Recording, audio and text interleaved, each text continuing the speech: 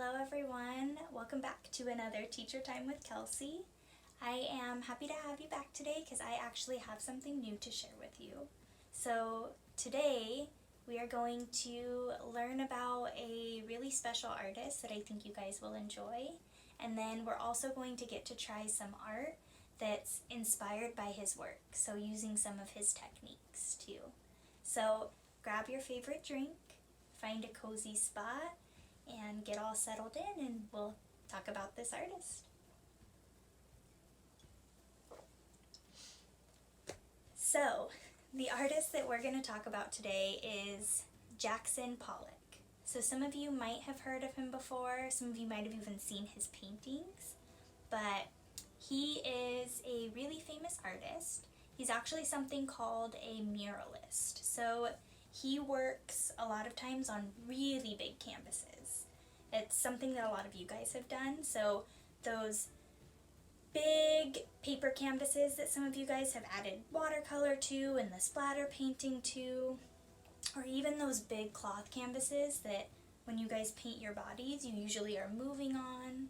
I know a lot of you guys did that in the seedling in the olive room this year.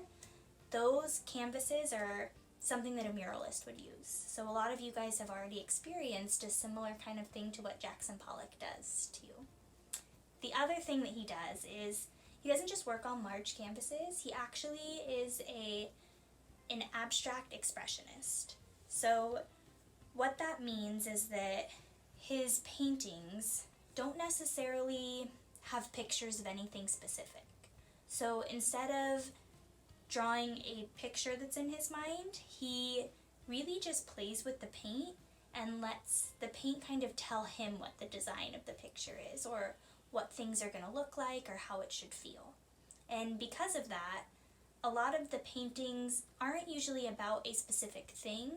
What they're about is a feeling. So the way that the paint moves on the canvas, the colors that the artist used, the design sometimes of how it all kind of fit together, it's there to bring out a feeling inside of you. So when you look at the painting, you might think of happiness, you might think of sadness, maybe you'd think of anger, but that painting was supposed to make you feel something instead of think of a really specific picture. And I thought that was something that was really cool for the people in the olive room, because I know a lot of you have been exploring feelings through paintings too, so I have a big connection with Jackson Pollock and some of the work that he did. The other really cool thing about him, which is what I'd like you guys to actually try, is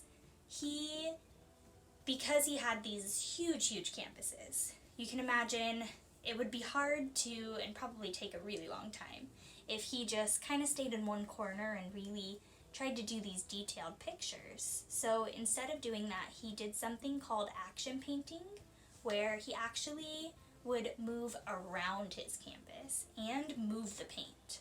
So sometimes he would use a paintbrush, sometimes he would use other tools, but his big technique is that he would drip, or he would scoop or kind of dip his tool into the paint, and then he'd hold it above the canvas and he'd let that paint just drip onto the canvas. So there would be all these little drops all over the canvas. And as it would be dripping, he would move around the canvas. Sometimes he'd even move across it and just kind of let that paint move with him. Sometimes he also would scoop up the paint and throw it at the canvas. So he might stand on one side and throw it across, then move to another side and throw it again.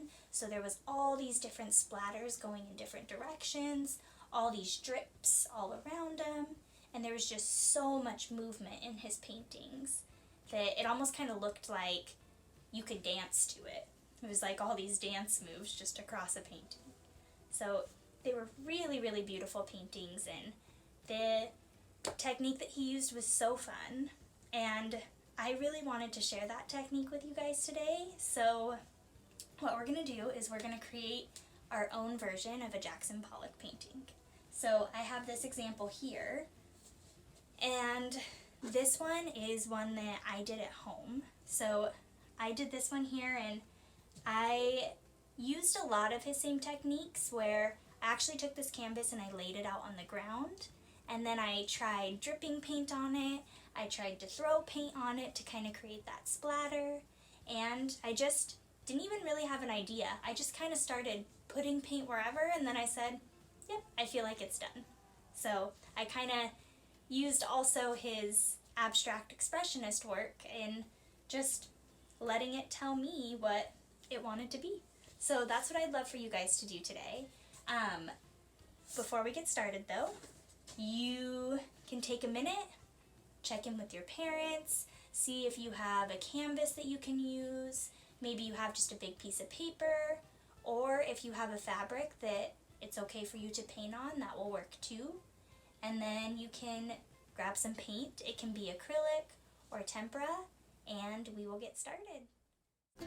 First, paint your background. Then add your paint to a bowl with a little bit of water and mix the color until it's all blended. Repeat this process until you have your whole palette. Check to make sure your colors are the right consistency, and if they're too thick, add a little more water. And then start splattering your paint by grabbing a spoonful and splashing it across the canvas, or dripping it. Repeat this process with each of your colors until you feel like the canvas is covered.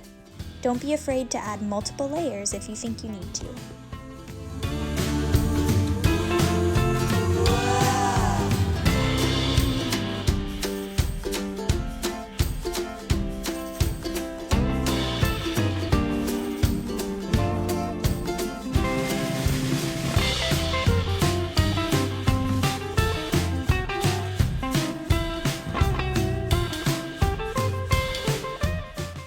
Now that you're done, just let it dry and you'll have a finished canvas. Welcome back. I hope you enjoyed the video, and I hope you enjoyed creating your own version of a Jackson Pollock painting. I can't wait to share another artist with you next time, but until then, have a good day.